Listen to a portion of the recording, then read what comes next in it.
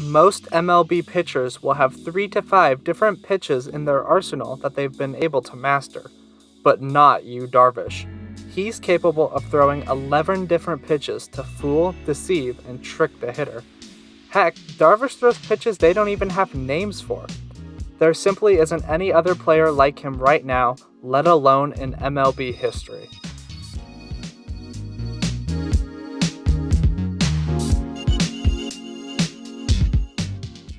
Yu Darvish started his baseball journey in Japan, and in high school he displayed his natural craftiness by pitching a no-hitter in the National High School Baseball Championship, a huge, nationally viewed baseball tournament.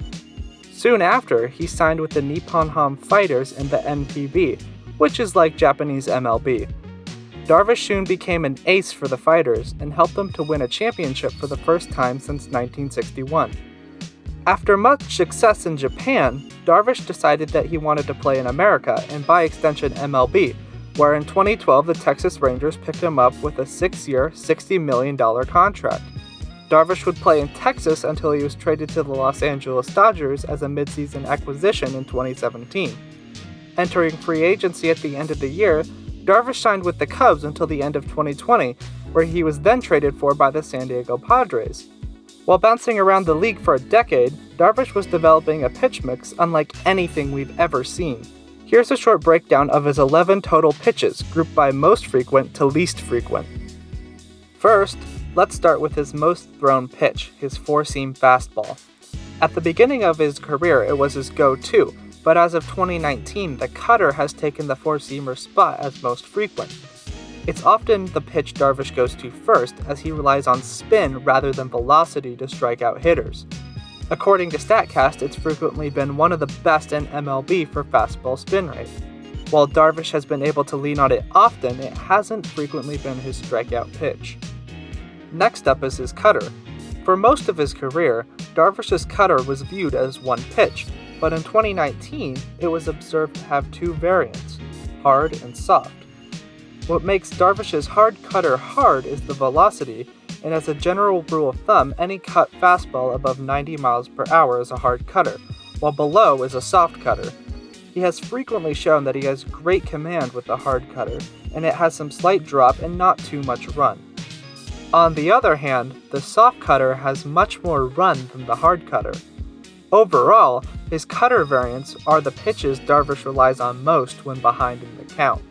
Darvish's slider is one of the best in baseball. With a far above average break of 15.4 inches, it completely dominates hitters.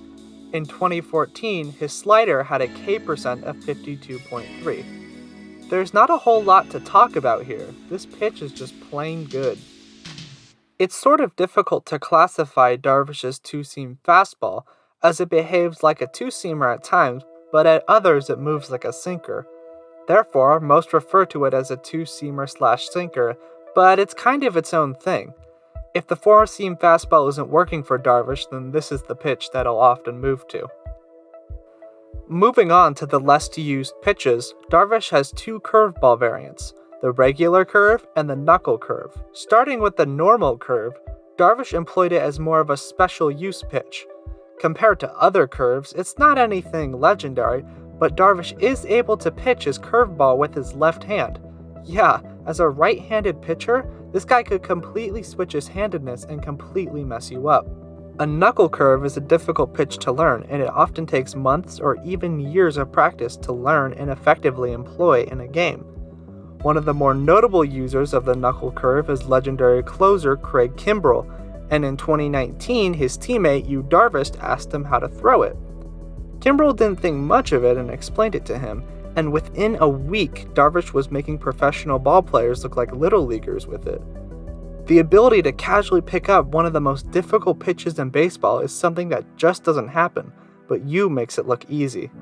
After missing all of the 2015 season due to Tommy John surgery, the splitter dropped off of Darvish's radar for around 2 years. In the past 4 seasons, though, it's made a resurgence and has since been extremely effective. The changeup is sort of an experimental pitch for Darvish, and he sprinkled it in there over the years. Knowing Darvish, though, this thing could come out of nowhere later down the line and be completely unhittable. An eephus is a pitch that you might not have heard of before. It's an extremely slow pitch meant to trick the hitter and throw off his timing. There's a good chance your favorite pitcher has thrown a few in their time, but like all good tricks, if you overperform it, then everyone figures it out. Therefore, Darvish hardly ever throws this pitch. At number 11, we have a pitch Darvish calls the Supreme. It's described as a two-seam fastball and splitter combo, and it's a special pitch Darvish developed himself. While it hasn't seen any game time yet, he's thrown it a few times in intra-squad games, where it's proved effective. Who knows, he could whip this thing out at any time and hitters won't see what's coming. As an honorable mention, many of Darvish's pitches are being reclassified as sweepers. But what is a sweeper? A sweeper is a slider-type pitch popular in Japan that has a lot of horizontal break, more than the average slider. So you could say that Darvish throws 12 pitches, but we'll stick with 11 for now, since a lot of the data on the sweeper is just coming out, at least at the time I'm making this video. Look, very few guys have a mix of 8 pitches, let alone 11. In fact, Darvish is the only guy in MLB history with so many. A small number of guys have 7, and even less have 8. But 11? Darvish sits alone there. But why should you, and more importantly, hitters, care about his vast pitch mix? Because he can use them to achieve near perfection.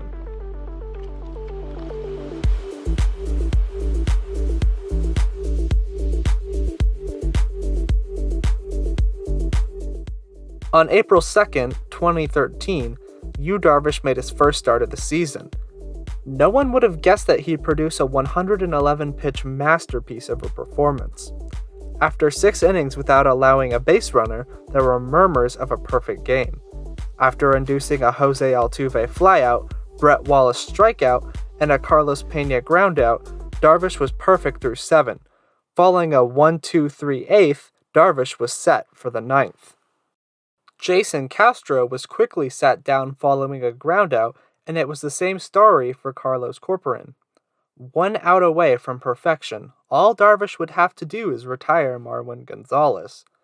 Darvish let a 4-seam fastball rip at the top of the zone, and Gonzalez knocked the ball between Darvish's legs for a single. Ouch. A demoralizing little slap through the legs probably isn't the way you'd want to lose a perfect game, but hang on, look at Darvish. Is he smiling? Look, I don't know about you, but I'd be devastated if I lost a perfect game on the 27th man, but Darvish smiles like it's nothing. Despite losing the perfecto at the last second, Darvish still had pitched an absolute gem of a game. His arm had absolute control of his fastball and cutter, and the Astros couldn't touch it, at least till the very last moment. In a sport that has been played for generations, the fact that the perfect game has only occurred 23 times before goes to show how difficult it is to achieve perfection. But the universe had already given Darvish enough pain, right? Nope.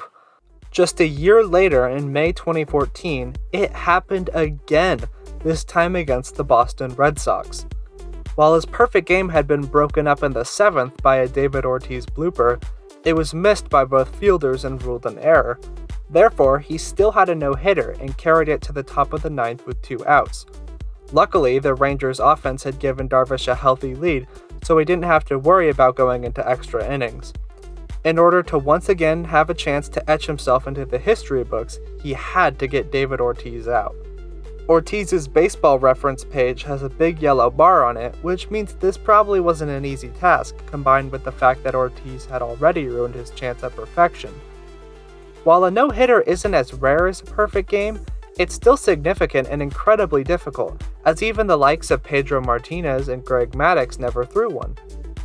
There's little chance that the loss of the perfecto last year wasn't a thought that came to Darvish's mind during his no-hit bid. But nobody messes with Big Papi. Even though the slider and 4-seam fastball had been working all game, the 4-seamer gave up the no-no. Once again, a little bloop that got past some shifted infielders had stopped Darvish's bid for history. To this day, he still hasn't achieved the no-hitter or the perfect game. His shakiness in these pressure situations had caused many to question Darvish's mental toughness, and the worst moment of his career did little to smother these queries.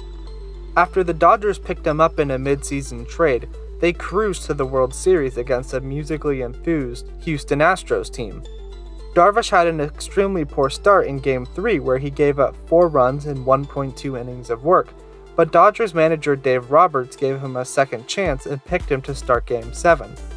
The margin for error in this series was very little, and Darvish had already essentially lost Game 3 for the Dodgers. In the winner-take-all Game 7, Darvish threw the pitch that ended the Dodgers season. Let's overanalyze one of the worst moments of Darvish's life, because I think his decision-making gives insight to how we as fellow people can sympathize with Darvish in this moment. Catcher Austin Barnes calls for a slider, but Darvish shakes him off. Instead, Darvish lets a four-seam fastball rip. To be honest, that was probably the worst pitch Darvish could have thrown. For one, Barnes probably knew that in a full count, the slider was typically the pitch Darvish threw the most. He also might have known that his slider was great at preventing hard hits, a situation to be avoided with a runner on third. What Barnes may not have known was that the batter, George Springer, was an excellent fastball hitter, slugging .607 against them. On the contrary, Springer was chasing off-speed and breaking pitches far more often than he was fastballs. But Darvish went fastball anyway, and Springer let him know his mistake. Do you notice a pattern with Darvish? In his worst moments, it was the fastball that let him down. It was his most frequently thrown pitch, the one he knew best, that broke him. I think we all wish in some sense that we could be the pitcher that finishes the perfect game, or the hitter that hits the walk-off homer to win the series. But in all reality, most of us would crumple under the pressure and go with what we know rather than with what is best, like Darvish does with the fastball. So what's the conclusion from all of this? Listen to your catcher, man.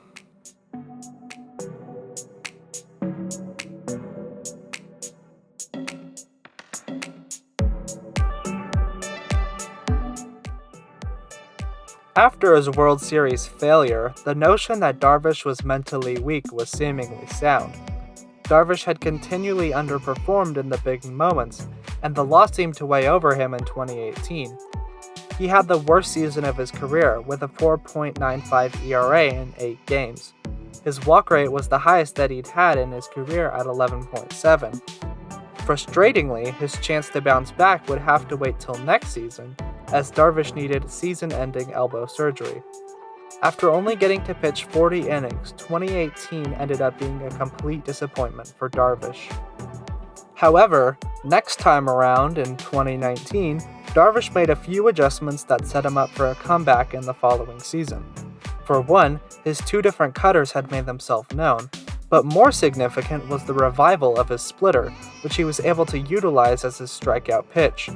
Darvish took these 2 pitches along with his assortment of others to earn himself a 3.98 ERA in 2019. The weight was really taken off Darvish's shoulders when it had been reported that the team that had taken away his perfect game in 2013 and the team that had made him seem mentally weak in the eyes of most baseball fans had been illegally stealing signs in the 2017 season. It's sort of difficult to not try to make a connection between his comeback and the outing of the team that had made life difficult for him. Whatever the case, Darvish brought it all together in the COVID-shortened 2020 season, where he flourished. His 2 cutter variations brought him much success as his primary pitch, but surprisingly, it was the four-seam fastball that brought home the bacon. It became his best pitch and helped bring him an NL-leading 8 wins and placed him second in Cy Young voting. Darvish was again starting to become a dominant force in the National League, and in 2021, the San Diego Padres took notice. He was one piece in a 7-player trade that saw him and his personal catcher Victor Caratini come over to the finest city in America.